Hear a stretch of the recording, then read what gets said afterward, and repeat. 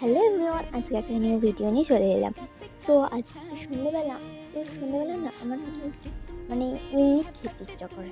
তো আজকে তাই জন্য আমি বিকালবেলায় ছোলার ডালকে ভিজিয়ে দিয়েছিলাম পকোড়া বানাবো বলে। যেরকম পাওয়া যায় রাস্তা পুরো সেম ওরকম।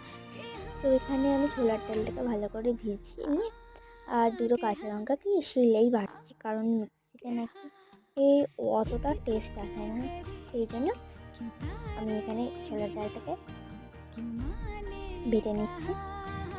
তো এটা বাটা তো অসম্ভব ছিল, কারণ এটা কী করে বাটতে আমি ফার্স্টে জানতাম না। তারপর আস্তে আস্তে করে ভালো করে এটাকে পেস্ট বানিয়ে নিয়েছিলাম।